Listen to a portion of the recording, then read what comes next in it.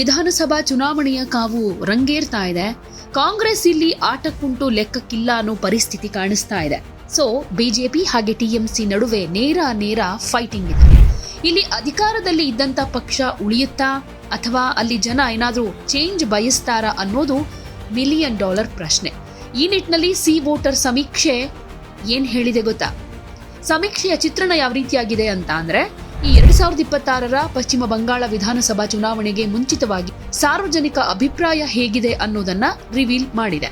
ಈ ಸಮೀಕ್ಷೆ ತೃಣಮೂಲ ಕಾಂಗ್ರೆಸ್ 44%, ಭಾರತೀಯ ಜನತಾ ಪಕ್ಷ 40% ಮತಗಳನ್ನ ಪಡೆಯೋ ಚಾನ್ಸಸ್ ಇದೆ ಅಂತ ತಿಳಿದು ಬಂದಿದೆ.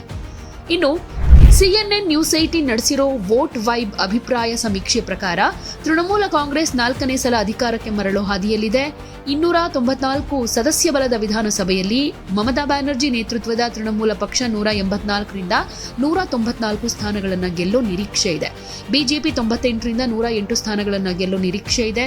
ಸಣ್ಣ ಪಕ್ಷಗಳ ಪಾತ್ರ ಸೀಮಿತ ಆಗಿರುತ್ತೆ ಅಂತಾನೂ ನಿರೀಕ್ಷಿಸಲಾಗಿದೆ. ಹಾಗೆ ಸಮೀಕ್ಷೆ ಪ್ರಕಾರ ಮಮತಾ ಬ್ಯಾನರ್ಜಿ ಇನ್ನೂ ತಮ್ಮ ಪಕ್ಷದ ಅಧಿಕಾರದ ಕೇಂದ್ರದಲ್ಲಿದ್ದಾರೆ.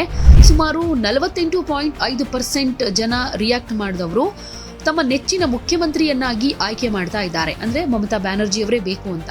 ಬಿಜೆಪಿ ನಾಯಕ ಶಿವೇಂದು ಅಧಿಕಾರಿ ಅವರನ್ನ ಮುಖ್ಯಮಂತ್ರಿಯಾಗಿ 33.4% ಜನ ಬೆಂಬಲಿಸ್ತಾ ಇದ್ದಾರೆ. ತೃಣಮೂಲ ಕಾಂಗ್ರೆಸ್ ಮತಗಳ ಶೇಕಡಾವಾರು ಸಂಖ್ಯೆಯಲ್ಲಿ ಮುಂದಿದೆ ಅಂತ ಸಮೀಕ್ಷೆ ಹೇಳುತ್ತೆ.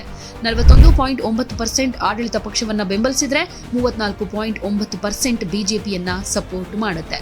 ಇನ್ನು ಪಶ್ಚಿಮ ಬಂಗಾಳದ ರಾಜಕೀಯ ಅಖಾಡದಲ್ಲಿ ಮತ್ತೊಮ್ಮೆ ತೃಣಮೂಲ ಕಾಂಗ್ರೆಸ್ ಹಾಗೆ ಬಿಜೆಪಿ ನಡುವೆ ನೇರ ಫೈಟ್ ಇರೋದ್ರಿಂದ ಸಿ ವೋಟರ್ ಹಾಗೆ ನ್ಯೂಸ್ 18 ಸಮೀಕ್ಷೆಗಳ ಪ್ರಕಾರ ಮಮತಾ ಬ್ಯಾನರ್ಜಿ ಅವರ ಜನಪ್ರಿಯತೆ ಇಂದಿಗೂ ಕೂಡ ದೃಢವಾಗಿದೆ.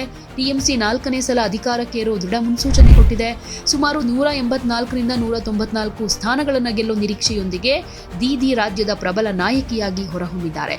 ಇತ್ತ ಬಿಜೆಪಿ ತನ್ನ ಸ್ಥಾನಗಳನ್ನ 98ರಿಂದ 108ಕ್ಕೆ ಏರಿಸಿಕೊಳ್ಳುವ ಮೂಲಕ ಪ್ರಬಲ ಪೈಪೋಟಿ ಕೊಡ್ತಾ ಇದ್ರು ಮಮತಾ ಬ್ಯಾನರ್ಜಿ ಅವರ ವರ್ಚಸ್ಸನ್ನ ಮೀರಿಸೋದು ಒಂದು ರೀತಿ ಚಾಲೆಂಜಿಂಗ್ ಆಗಿದೆ.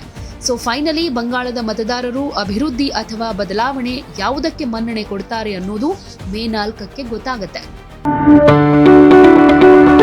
ಯಾವುದೇ ಸುದ್ದಿಯ ಅಪ್ಡೇಟ್ ಅನ್ನ ಮಿಸ್ ಮಾಡ್ಕೊಳ್ಬಾರ್ದು ಅಂದ್ರೆ ಈಗಲೇ ಒನ್ ಇಂಡಿಯಾವನ್ನ ಸಬ್ಸ್ಕ್ರೈಬ್ ಮಾಡಿ. ನಿಮಗೆ ಬೇಕಾದ ಭಾಷೆಯಲ್ಲಿ ಎಲ್ಲಾ ಸುದ್ದಿ ತಿಳಿಬೇಕು ಅಂದ್ರೆ ಒನ್ ಇಂಡಿಯಾ ಆಪ್ ಅನ್ನ ಡೌನ್ಲೋಡ್ ಮಾಡ್ಕೊಳ್ಳಿ.